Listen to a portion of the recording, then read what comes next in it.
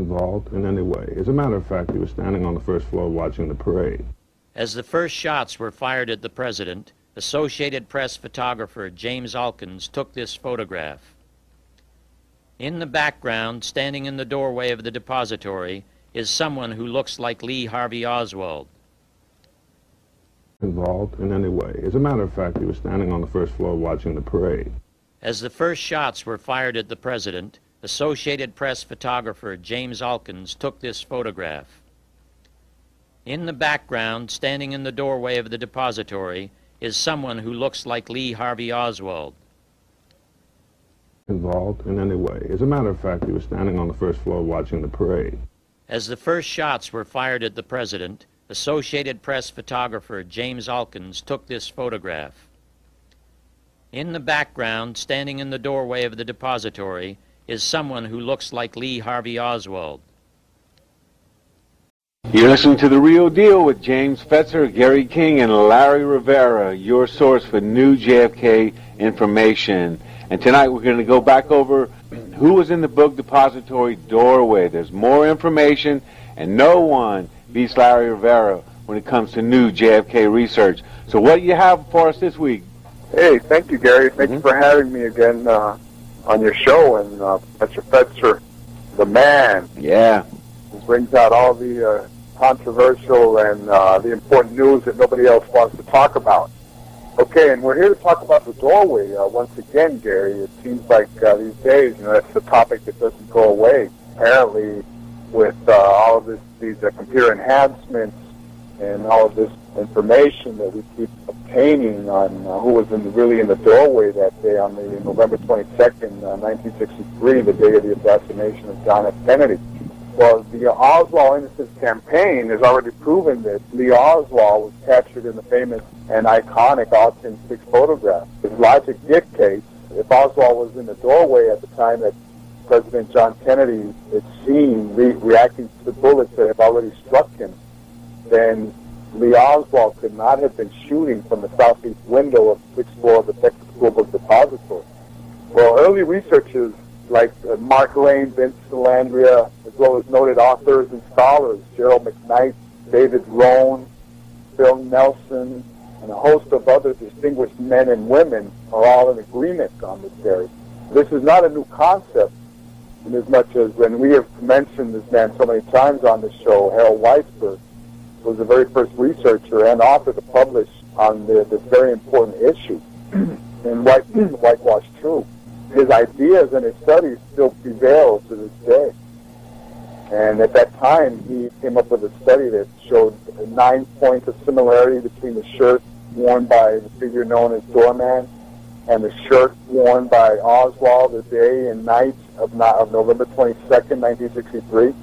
Nowadays, we've had researcher Richard Hooke expand that to over 50 points of similarity, any one of which, at least 14, would constitute enough evidence in the court of law to prevail as far as the identification is concerned, on the man in the doorway. Like Jim Fetzer keeps saying regarding hypotheses, and as hypotheses keep obtaining more and more information that supports these hypotheses, then we were left with the truth at the end of the day. Basically, what we have here is we have the doorway where there were at least 10 people there. And what we're going to talk about tonight here is we're going to try to identify each and every one of these 10 people, who they were, what they were doing in the doorway, and what could have been their roles in case of Lee Oswald not panning out to have been the patsy that he turned out to be at the end of the day there. So there were multiple patsies, and we're going to demonstrate that tonight. Well, we're going to try to at least provide some information for our audience here, where they will be able to determine with this information if these people could have been patsies, and how over all these years some of these men are still alive. Amazingly enough, some of these men are still with us, and I'm sure that they have some very interesting stories to tell if they were willing to tell them, okay?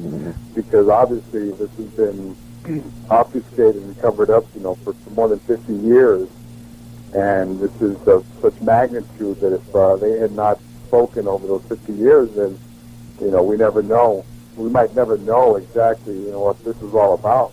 In the hypothetical event that Lee Oswald had been caught in photographs outside of the doorway, for example, had he been down at the curb, what other contingencies and other plans did the conspirators have up their sleeves? And when you study some of these people, you realize that it's very strange that some of these people could have been Patsies. And that's, we're going to talk about this here tonight and talk about some of the circumstances that led these people to be there in the doorway. Yeah, logic would dictate that there would be multiple Patsies. Things can and did go wrong. That's right. And we all know about the Altgens photograph. We've briefly spoken about the Wigman film. Now, the Wigman film belongs to NBC, and it was suppressed for so many years.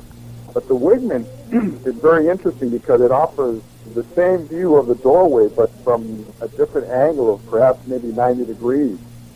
Because Wigman was in one of the camera cars, and he was coming down Houston, making the turn onto Elm Street, but he was lagging behind because, first of all, the motorcade had stopped, and it came down to a crawl, and these people had stopped for a couple of minutes there on Houston. Some of these photographers actually jumped out of their cars and started running down Houston and then down Elm Street.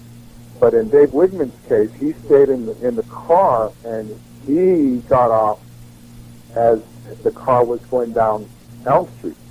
And you can see him in some of the photographs with his 8mm camera standing there on the sidewalk of the north curb of Elm Street.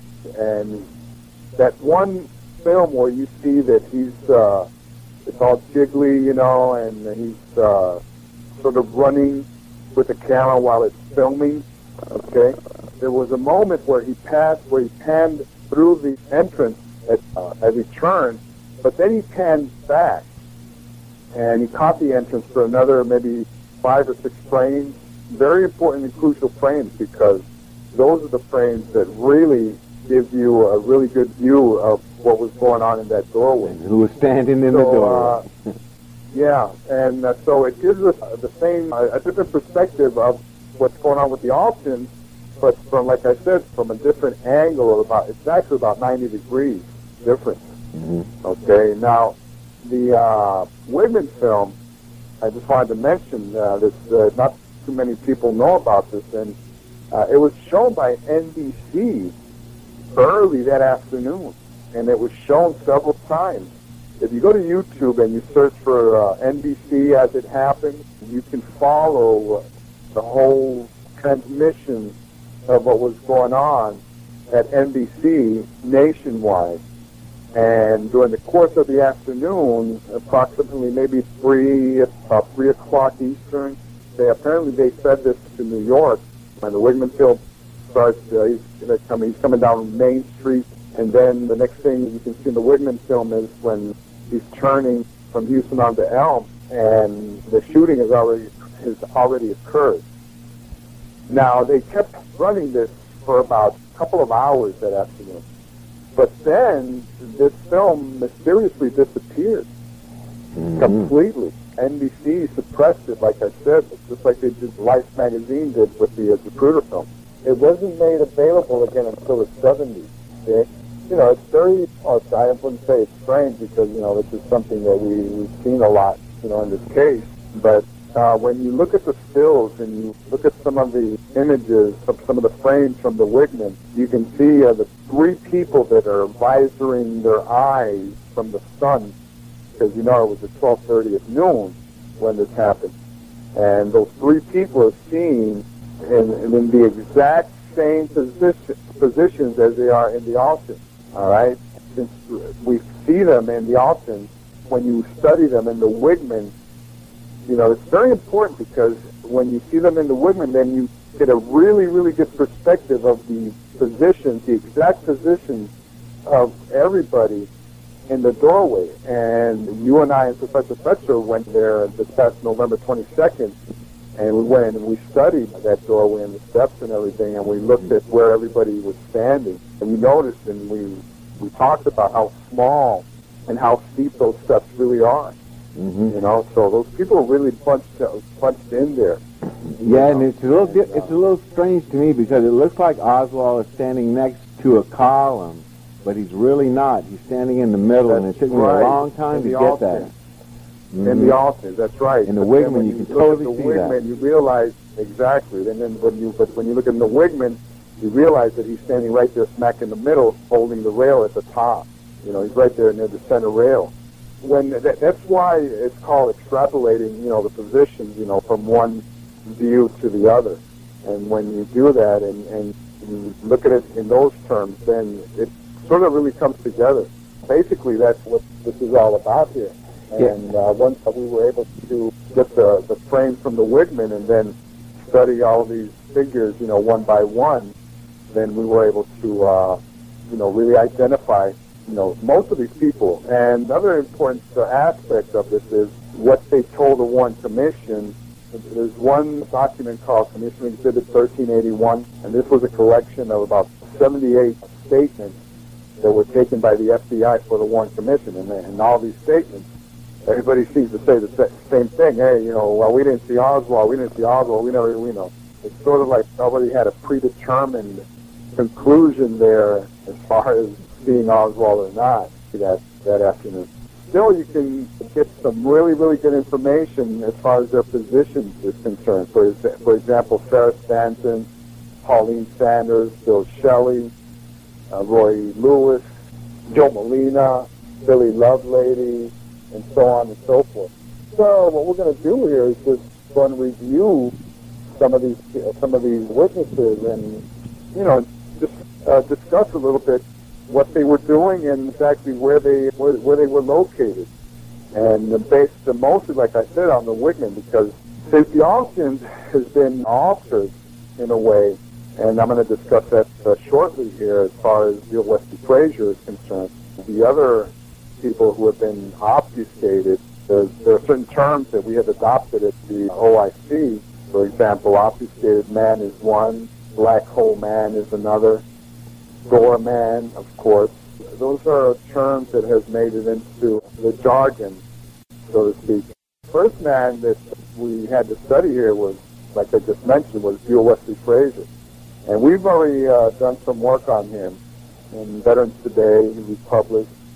And I myself did a presentation at Santa Barbara for the 50th anniversary because I have identified him in the Wigman based on his body type, his hairstyle, the clothing that he was wearing. Yeah, Future Farmers of America jacket he's got on. His little jacket rolled up to the elbow, a la James Dean. Trying to be cool there, you know, hanging out, trying to get the attention of the girls from the office, you know, just like he said, you know, that he was the young 19-year-old guy, you know, and, you know, and that's basically where his... Yeah, I had a jacket like that in high school. I was actually in Future Farmers of America in high school. I was actually a big dog. There you go. So you can... Cattle judger. You can give us your personal opinion on that, Gary, if that looks like the jacket or not, you know? It's a FFA jacket if I ever saw one. Yeah, but, you know, what's very interesting about that figure there is that you can see that it's a tall, young guy, slim. Frazier was probably around 6'1", 6'2", which Frazier is. The jacket and the pants and everything.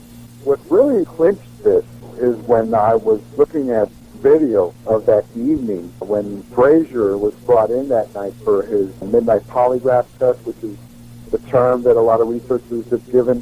Mm-hmm. For example, there was a book by Jim Bishop called The Day Kennedy Was Shot, and he had a lot of really good information on Frazier's polygraph test that night, you know, and some of the details of what Frazier went through that night.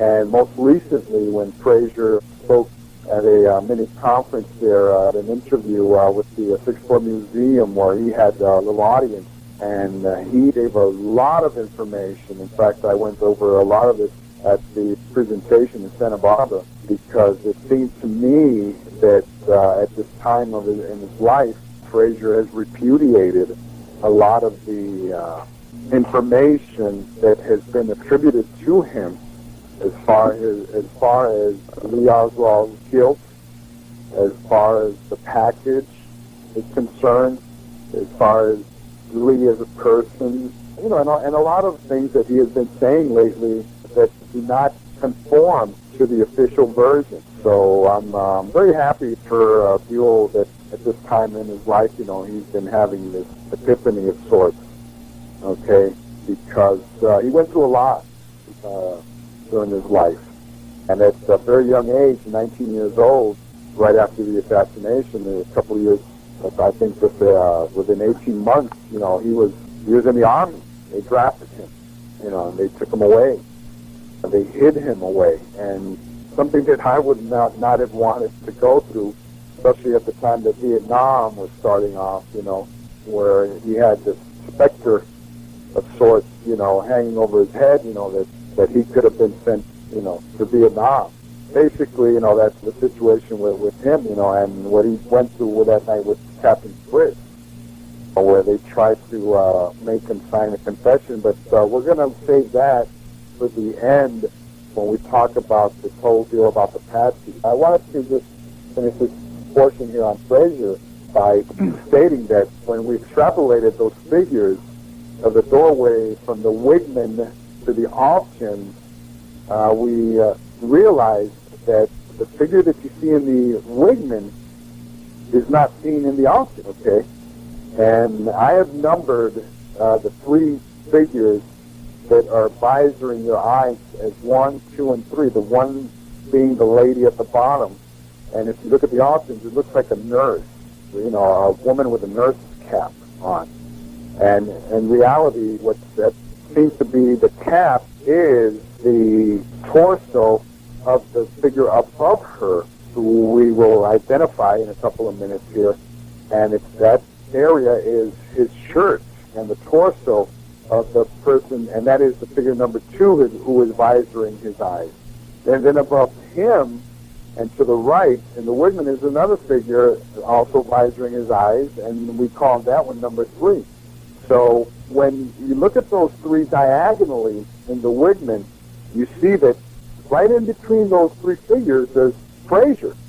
And Frazier, like I said, long limbed, tall, the hair and everything. But then you look at the Altgens, and 1, 2, and 3 are there, but Frazier is not, okay? Mm-hmm. And Frazier is supposed to be in the area in front of John Reddy's suit coat in the Altgens. If you look at the Altgens photograph, and, for the people who are listening to this broadcast right now, you must have a copy of the Altgens photograph in front of you in order to appreciate what I'm talking about here. The Frazier figure should be right there in front of John Reddy's suit coat.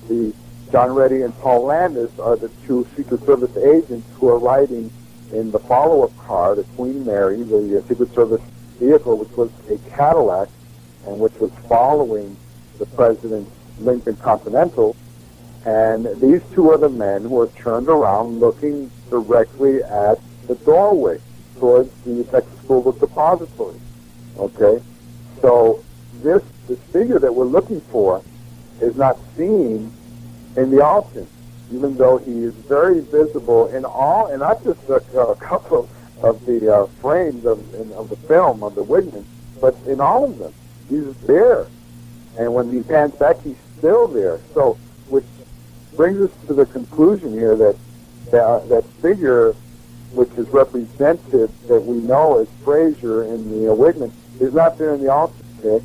I've been in some places and forums, I have even been ridiculed about this, but Gary, I have yet to see an alternative explanation I even heard this Leno Sadik try to insinuate that Frazier is there, but he's being blocked by the tree. Okay, the same article that we're talking about here, we did a study on that tree because, interestingly enough, Vincent Salandria went and did a reenactment of the Altgens photograph within months. I'm talking about the following summer, July of 1964.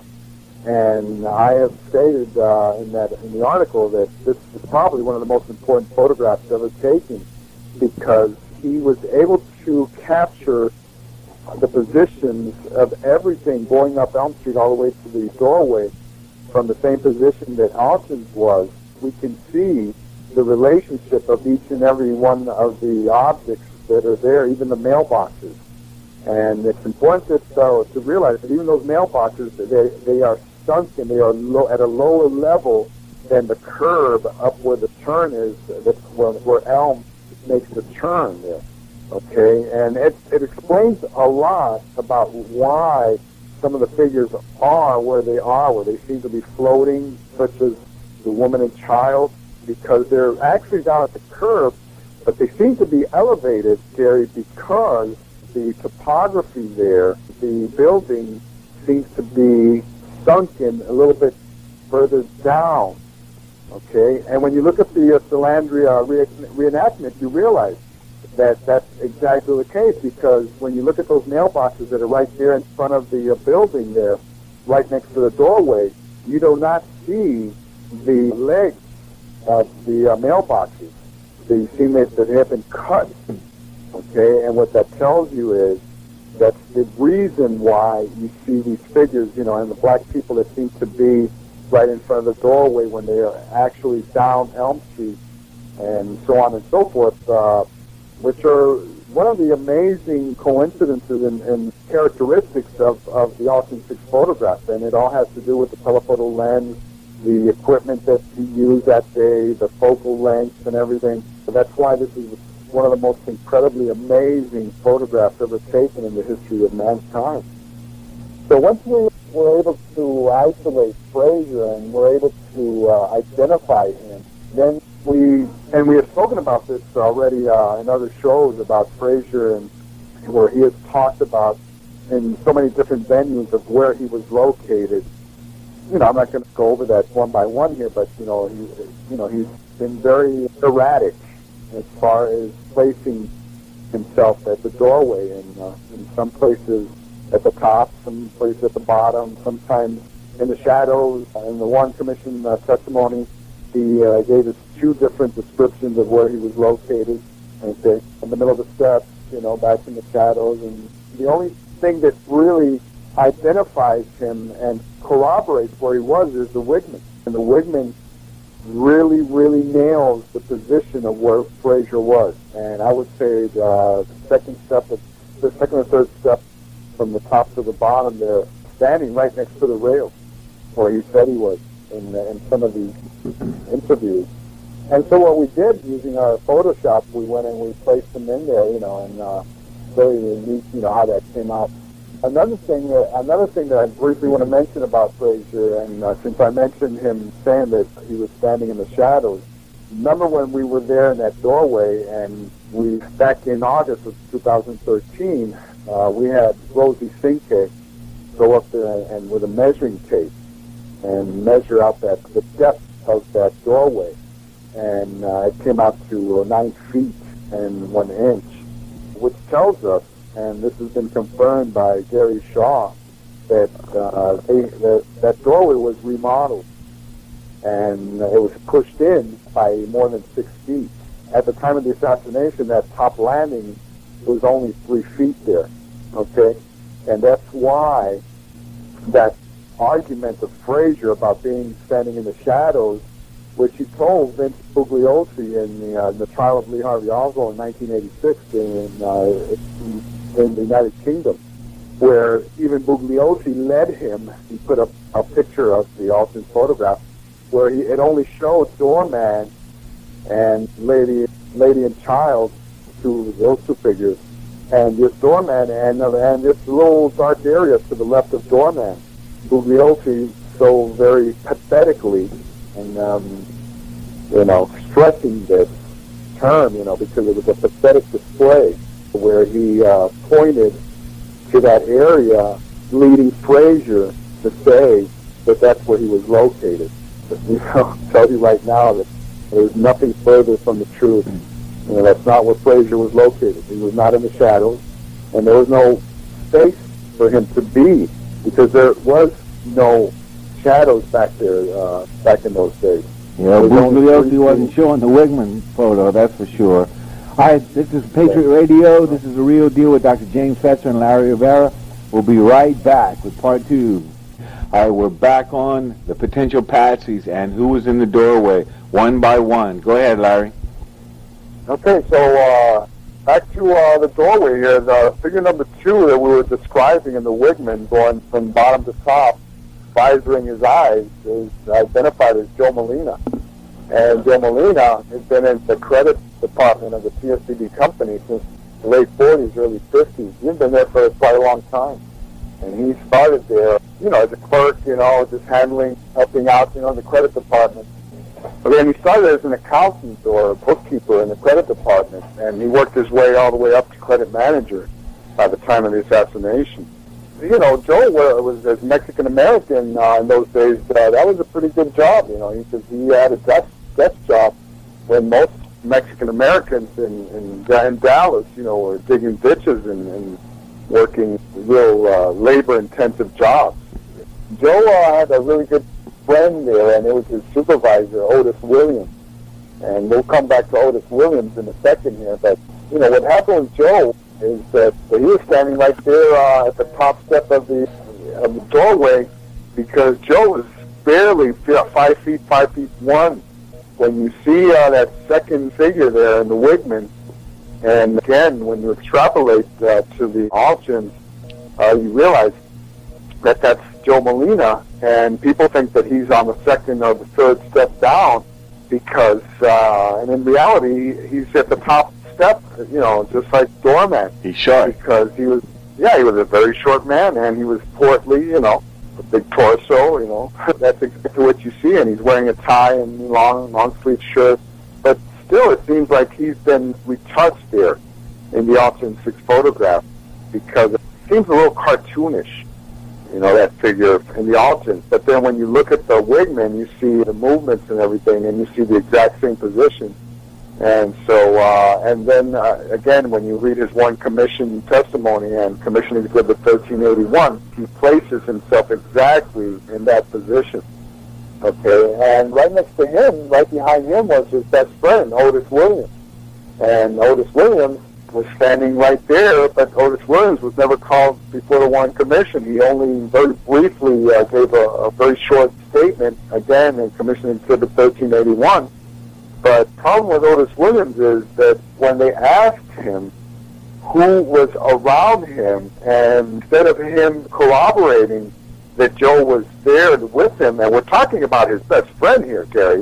These guys, went to lunch together all the time, and they ate lunch together, and they worked together for so many years, and then all of a sudden, Williams said that he doesn't remember who was around him. That's amazing to me. That's something that, just it boggles the mind that this man could get this case of amnesia regarding who was around him. Everybody had amnesia who was standing in the doorway. They were scared to death. He didn't want anything to do. Yeah, he didn't want anything to do. He probably knew that Lee was there, and the same thing happened here with Pauline Sanders, where she took the position at the top step in the front of the depository building, facing Elm Street. She said that, to the best of her recollection, she was standing on the top step at the east end, so that would be facing to your right, if you face from the perspective of the Altgens 6 or the Wigman. So you can just barely see her in the Wigman, and you don't see her at all in the Altgens, which is very strange, because, there are areas there, for example, Billy Lovelady, who we're going to identify now in a second, it seems like his shirt has been whited out in a way to hide those stripes. that shirt that he was wearing. And in the process, they took out Pauline Sanders. So then now we got Sarah Stanton, who was also standing up there, and she identified Bill Shelley and Otis Williams. She identified Pauline Sanders and Billy Lovelady. So at least Sarah Stanton gave a little bit more information on who was up there with her. And then Maddie Bell Reese, who's the lady at the bottom, visoring her eyes, who I just mentioned earlier, that seems to be wearing like a nurse's cap, and she's the one that I have identified as number one of those three that are visoring their eyes from bottom to top. Okay, and then from there, then we see Billy Lovelady, who is the third figure, number three, who is visoring his eyes, and he's at the east part of the top step of the doorway. So he's right there with Pauline Sanders and Sarah Stanton. And then when they asked Billy Lovelady at his Warren Commission testimony, they asked him where was he standing, and he said that he was at the top step. Okay, and now the top step, but they never asked him, east or west or in the middle. That it was very generic there at the top step. Now, very interesting about Billy Lovelady, and we have spoken about this quite a bit here about his record at Andrews Air Force Base, that gun running ring, and his court-martial out of the Air Force. And at that time, they described his physical characteristics and his height and his weight.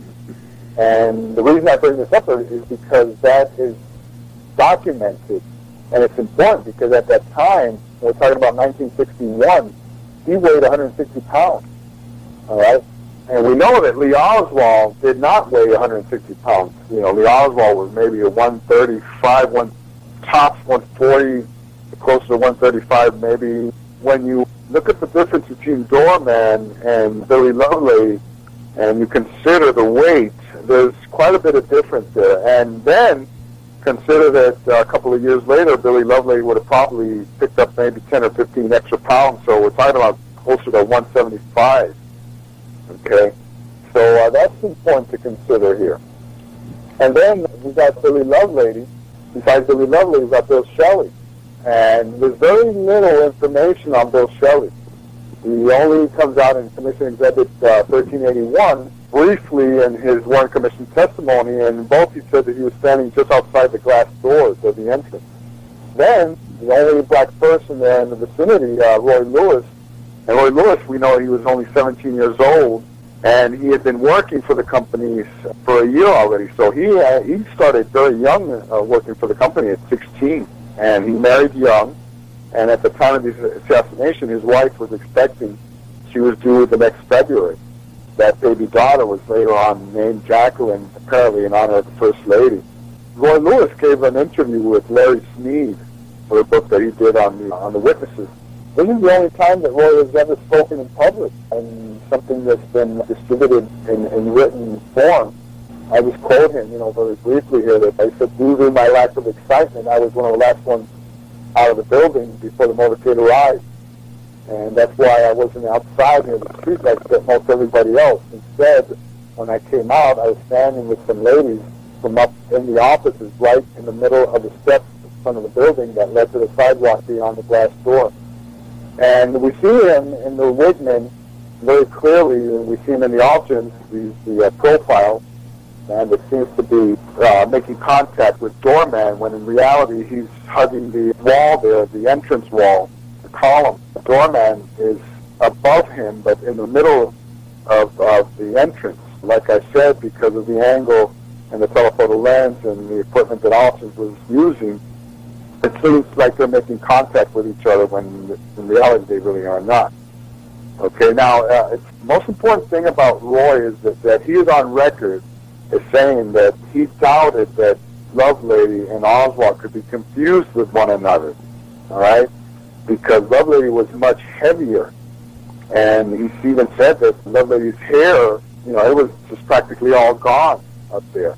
So that's something that's very, very important as far as I'm concerned, because that gives us evidence from a direct witness who knew these people and who was there.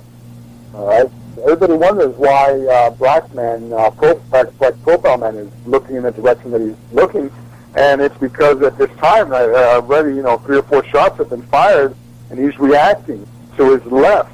And we know that shots were fired from the Altgens building, and that tunnel sort of environment that those buildings offer there would have made that echo prevalent there, and he would have been looking to his left, and he seems to be looking in the direction of those 2 vans that were right east of Houston, right there on the north curb of Elm Street, which 2 very mysterious vans that have never been properly explained, where they seem to have been erased in some images there. So, anyway, that's the story with Roy Lewis.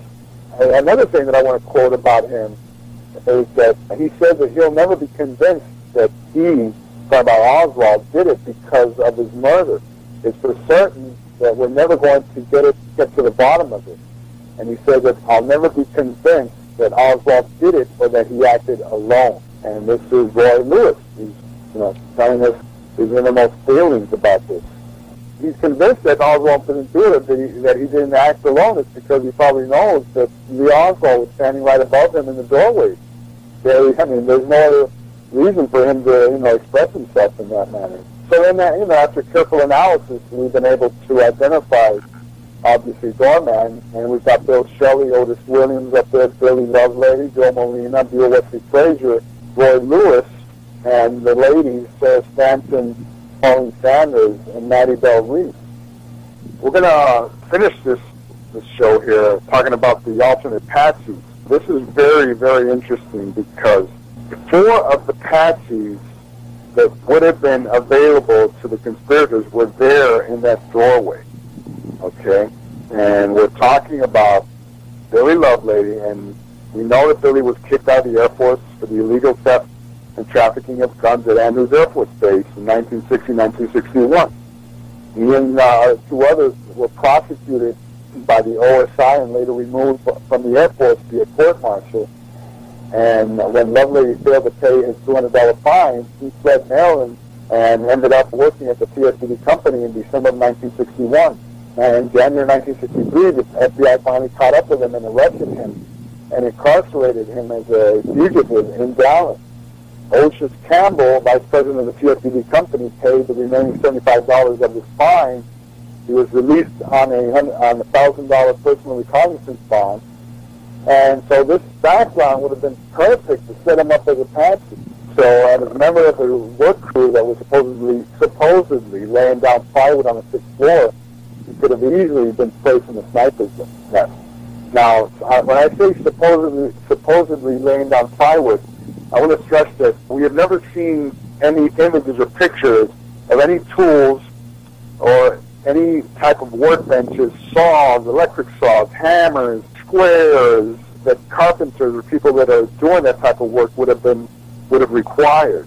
Okay, even stacks of plywood or anything like that. You would have thought that maybe they would have, after the fact, brought some of their stuff in there, to photograph these items, but you don't see these. I've spoken to Bill Weston, who's done an extensive amount of research on the Texas School Book Depository, the company, and the people who own the building. And I asked him, Bill, have you ever seen any images of, like I said, tools and stuff like that that would have been required for the work done, laying down plywood up there on the 6th floor? And he said, no, I never have. So that leaves something to think about, Gary. Hugh Wesley Frazier, we spoke about him, and the important thing to consider about Buell is that they found a 30-30 rifle, a British rifle in Enfield with ammunition at his sister's house, Lenny Mae Randall. And he was unaccounted for 5 hours after the assassination when he was finally arrested at 6:30 p.m. in Irving. Like I said, the removal of Frazier from the Altgens 6 is very suspicious, especially when viewed in the context of what happened to him the night of the 22nd. And we know that the night of the 22nd, Captain Will Fritz tried to make him sign a confession that he knew about the assassination, that he was involved. He refused. He completely refused. He said, I'm not going to sign this. And he described what happened that night in his interview at the Sixth Floor Museum. And he said, that's ludicrous. I'm not going to sign that. So Captain Fritz, drew his hand back like he's like to hit him. Frazier, 19-year-old Frazier describes how red-faced Captain Fritz got, and that he got really mad. He said, look, you and I are going to have it out right here. I don't care if there's cops standing outside the door.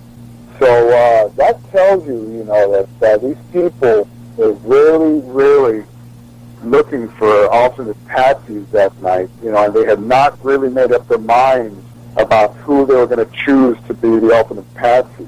And Frazier, doesn't know, maybe he does, how close he was to being in Lee Oswald's shoes. Then, later on, George O'Toole, when he did the voice stress analysis on Frazier, that he did an interview with CBS, and he had determined that Frazier was scared out of his wits.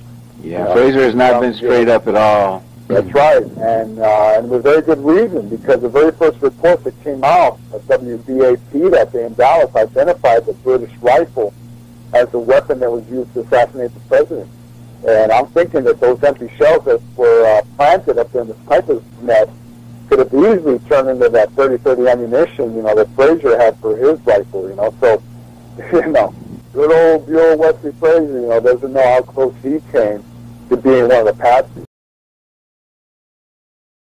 Report on what you heard NBC correspondent Bob Abernathy describe a few minutes ago, the building in which the sniper had hidden. It's the Texas School Depository at the intersection of Elm and Houston Street in Dallas. Dallas Crime Laboratory Lieutenant J.C. Day went to the building a short time after the shooting took place, and he walked out with a British .303 rifle. The rifle has a telescopic sight.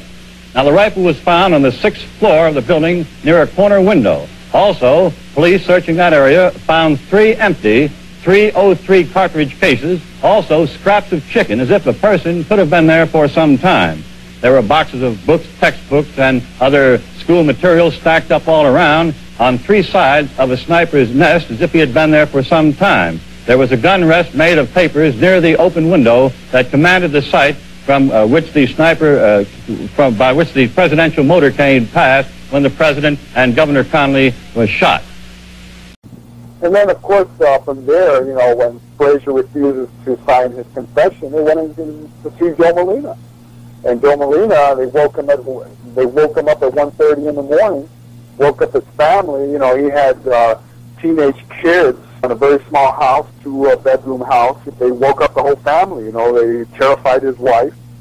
The reason we have to bring this up is because not just any cops. It's not just any cops that went to see Joe Molina. We're talking about captains and lieutenants, and the assistant DA went to see Joe Molina. I mean, to serve a warrant like this, a search warrant, and I'm going to identify them right here: Captain William Ganaway, Lieutenant Jack Rivera, okay, and then the notorious assistant district attorney Bill Alexander, who was a self-avowed right-wing extremist. And this guy was, really something. He had sent many, many convicted murderers to the gallows, And at one point, he even threatened a witness at gunpoint in the courthouse. So this guy, Bill Alexander, he was, quite a terror there in Dallas at the time. So anyway, he's at 1:30, serving a warrant at Joe Molina's house. Yeah, these weren't just some rookie cops showing up at Joe Molina's house the day that Kennedy was shot, that the president has been shot. This is something different here. And the details of this visit did not come out until many, many years later when the FBI released these documents, where they identified exactly what Ganaway was looking for that night. And he was very, very specific. He said that they were searching for Molina's premises for weapons, ammunition, explosives, or anything else to connect Molina with Lee Oswald. I mean, that to me, that is amazing information, Kerry. Molina was another potential patsy, and he's right there in the doorway. Why were they trying to find and link Confederates to Lee Oswald in the early hours of that Saturday morning, which tends to suggest that the conspirators have not made up their minds yet to pin this entirely on the one patsy. What about Bill Shelley being in the doorway? Well, I believe that Bill Shelley was part of this whole operation, and and that's very interesting that you bring that up, because I believe that it was Shelley's job to make sure that all those guys were together in the same area and that they were under control, because he was a supervisor and foreman there, you know. Shelley could control these people and make sure that they were there. So maybe that's what his role was, and that's just an interpretation. Keep them in the doorway. Yeah, yeah. What were these four Patsies doing that day there, you know, all together? And Bill Shelley, you know, maybe being the one who brought them together there, it's a very distinct possibility. And the probability of these four men being together in that same restricted space in the doorway, practically touching each other, is astronomical, you know. And moreover, all four figures seem to have been subjected to some form of alteration in the Altgens 6 photograph. All right, so, you know, the four Patsies in the entrance stairway identified as Doorman, obfuscated man, black hole man, and the removal of Frazier from the photograph are strong indications that a very sophisticated operation was indeed executed in Dallas on November 22nd, 1963. So that's what we got on the doorway, Gary. You got any comments on there? Well, it's just amazing that Harold Weisberg had all this back in the 60s, and if you get into whitewash too, then all this was really brought up a long, long time ago. Yeah, not only him, but Sylvia Marr and Shirley Martin and Beverly Brunson and a few others. You know, Jim Garrison. Jim Garrison is on record, on video, as saying that he believes there was Lee Oswald there in the doorway. That's pretty much just your research about the potential patches in the doorway. Is that true? Yeah, well, yeah.